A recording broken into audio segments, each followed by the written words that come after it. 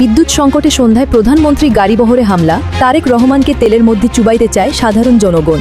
এবার জাতীয় সংসদে আওয়ামী লীগের পক্ষ নিয়ে স্বরাষ্ট্রমন্ত্রীকে ধোলাই করলেন রুমিন ফারহানা। দর্শক দেখতে পাচ্ছেন তারেক রহমানের বাস ঘেরাও করেছে সাধারণ জনতা, আক্রমণ হয় তারেক রহমানের উপর বগুড়ার রাজপথে। নয়তো আমরা ক্ষিপ্ত হলে সরকারের তেলের মধ্যে চুবাই দেব। ভোট দিয়ে পাশ করেছি এর জন্য যে মানুষের এই ভোগান্তি হয়ে কাজ করতে পারবে না, ছেলে মানুষগুলো বসে থাকবো। মাননীয় স্বরাষ্ট্রমন্ত্রী আজকে উপস্থিত আছেন।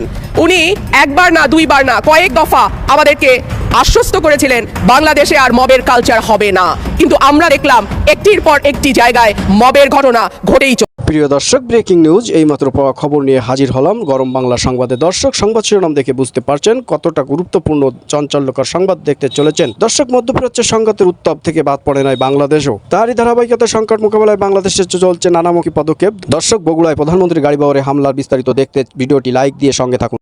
আমাদের সম্মানিত মাননীয় স্বরাষ্ট্রমন্ত্রী আজকে উপস্থিত আছেন। উনি একবার না দুইবার না কয়েক দফা আমাদেরকে আশ্বস্ত করেছিলেন বাংলাদেশে আর মবের কালচার হবে না।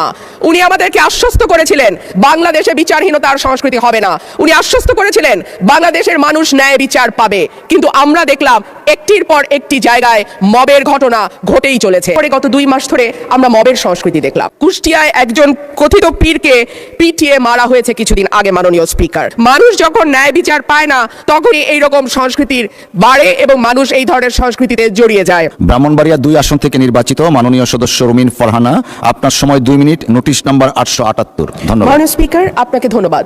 মাননীয় স্পিকার, বিশ্বের বিভিন্ন দেশে নানান রকম সংস্কৃতি থাকে, নাচের সংস্কৃতি, গানের সংস্কৃতি, অভিনয়ের সংস্কৃতি, কবিতার সংস্কৃতি। আমাদের দেশে মাননীয় স্পিকার গত 1.5 বছর এবং এরপরে গত 2 মাস ধরে আমরা মবের সংস্কৃতি দেখলাম।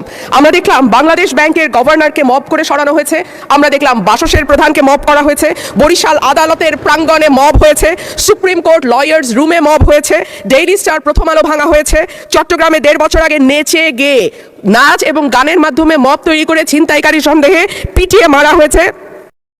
কুষ্টিয়ায় একজন কথিত পীরকে পিটিয়ে মারা হয়েছে কিছুদিন আগে। মাননীয় স্পিকার, আমাদের সম্মানিত মাননীয় স্বরাষ্ট্রমন্ত্রী আজকে উপস্থিত আছেন। উনি একবার না দুইবার না কয়েক দফা আমাদেরকে আশ্বস্ত করেছিলেন বাংলাদেশে আর মবের কালচার হবে না।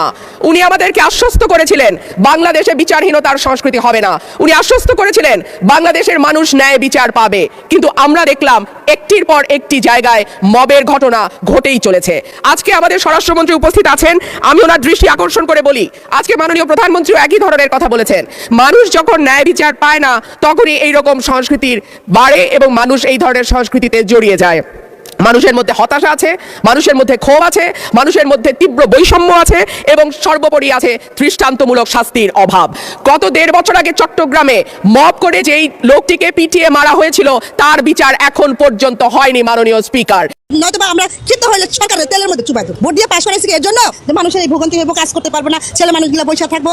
এইভাবে যদি দেশের ভোগান্তি হয়, আমি একজন অসুস্থ মানুষ, আমার পা ভাঙা নিয়ে আমার এখানে আসছে, সিরিয়াল দিতে হচ্ছে ভোট 6টার সময়। এটা কি সম্ভব? দিন দিন এরকম সম্ভব? তেলের দামও বাড়াইছে, তেলের এরকম সিন্ডিকেট করতেছে, এটা কোনো মানে হয় না। একটা কিছু করুক, তেল তো নাকি বারবার বলে যে পর্যাপ্ত আছে, তেল থাকলে নাকি খাওয়ার জন্য রেখে দিচ্ছে, এদের বাড়িতে নিয়ে যাবে, সেগুলো কন্টিনিউ করে ফেলাক। এখন এই যে 12টা থেকে কেন দিব? সবসময় আগের মতন করে দিক। এটা কেন করবে? এই যে মানুষগুলো, এই পুরুষ মানুষগুলো, বিশেষ করে আমরা নয় মহিলারা গৃহিণী, এই পুরুষগুলো কাজে পুরুষ না, 1 ঘন্টা বসে থাকলে 1000 টাকা করে যদি লস হয়, একটা পুরুষ 5 ঘন্টা করে বসে থাকে। এই সরকার কি দিব? এই লস দিব সরকার? হ্যাঁ, সরকার কি লসটা দিব? এটা সরকারকে জিজ্ঞেস করেন। ভোট দিয়ে পাশ করেছি এর জন্য যে মানুষের এই ভোগান্তি হয়ে কাজ করতে পারবে না, ছেলে মানুষগুলো বসে থাকবো। আমাদের সংসার নেই, আমাদের কাজ না করলে আমাদের ঘরে ভাত আসবো না, তেলের আশায় বসে থাকতে কাজে যেতে পারে না, এটা কোনো কথা হয়েছে না? তারও কোনো সুযোগ নাই যে মহিলাদের জন্য একটা সাইড দিচ্ছি যে ওইখানে মহিলারা যাবে, সেটাও তো করতেছে না। পুরুষদের সাথে মহিলারাও সিরিয়াল ধরে ধাক্কায় নিতে হইতেছে। আপনি কি বাম কর্তৃপক্ষের সাথে কথা বলেছেন? না, আমি বলি নাই, কারণ দেয় না, বইলা লাভ আছে, দেয় তো না। সিস্টেম থাকলে না হয় আমি বলতাম, সবার বেলায় তো একই রুলস করতেছে না। তো যদি এরা লেখাও দিতে যে মহিলারা বা অসুস্থ যারা আছে তারা এক সাইড দিয়ে নিব, তাও তো হয়তো। পুরুষ হোক বা সে মহিলাও, অসুস্থ একটা মানুষ থাকতেই পারে, সমস্যা থাকতেই পারে, তারও কিন্তু আইসা ভোট 6টায়। এই যে মানুষগুলো কিন্তু এখন আসে নাই, এরা 5টায় 4টায় আসছে ঘুম ভাঙা, এত আরামে ঘুম ভাঙা কাজে যাইতে হবে, সংসার চালাইতে হবে, এই জন্য আইসা বসে। তাহলে এটার কি কোনো প্রতিকার হইব না? তেলের দামও বাড়াইছে, তেলে বারবার বলতেছে তেল আসতেছে প্রতিদিন, তেলগুলা কই যাচ্ছে? আমার চাওয়া এই ভোগান্তি বন্ধ করুক খুব তাড়াতাড়ি, এটা সহ্য হচ্ছে না। নয়তো আমরা ক্ষিপ্ত হলে সরকারের তেলের মধ্যে চুবাই দেবো। দর্শক, চাঞ্চল্যকর সব সংবাদ দেখতে আমাদের খুলনা চ্যানেলটা সাবস্ক্রাইব করে বেল বাটনটি অন করে পাশে থাকুন।